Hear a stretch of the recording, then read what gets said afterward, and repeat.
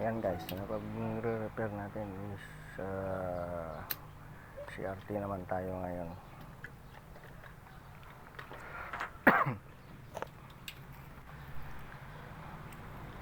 Kaya yung isang board na yan guys ay naka parehas nung isang board natin na ginagawa natin. Kaya dyan ako kumuha ng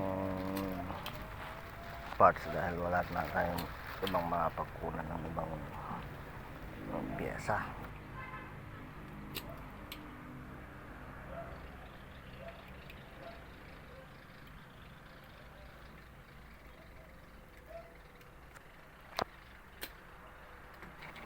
Sa pagre-repair pala guys, dapat dahan-dahan lang at mayroong konting at mag-ingat lang tayo sa pagtatanggal ng pyesa dahil corroded na or mayroon ng umiduran yung mga ibang parts, kaya madali na lang siyang maputol. Kaya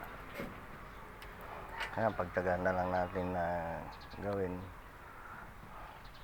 habang wala tayong gaanong ginagawa. Yan pala guys is regulator IC. Yung compare ko sa tester ang times 1 or times 10 magte-test para malaman mo yung resistance ng bawat isa sa kanila, kung okay pa o hindi na yung parts na regulator.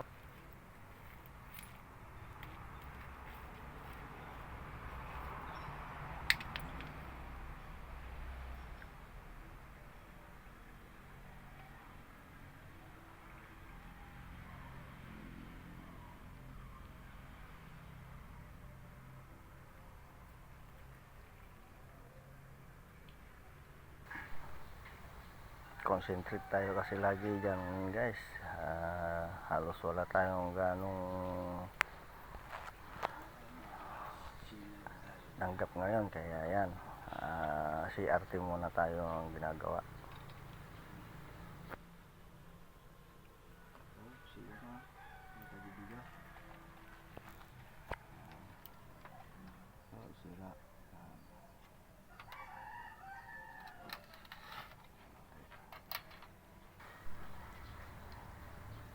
Yan pala guys, sira na yung isang diode na signal dun sa regulator natin. Kaya nagpipilter ng voltahe na 18 volts supply sa regulator na STR. Pinalitan na rin natin yan para hindi siya mag high voltage or tumaas yung voltahe na output niya, kasi tumaas yung supply kaya nasira yung output transistor ng playback.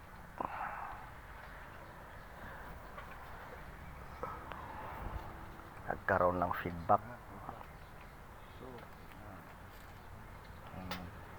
Abang-abang na lang guys kung ito'y umukay na siya, konting tiyaga na lang. Pasensya na kayo, hindi ako gaanong nakakapagsalita.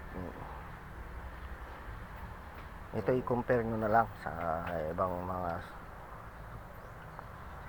CRT TV para may basihan na kayo kung ano yung mga ginagawa natin sa mga CRT. Pag bumagsak ang supply o tumaas ang supply, obligado sira na yung regulator, power supply natin. Doon lang mag-concentrate pagka walang supply or walang standby power.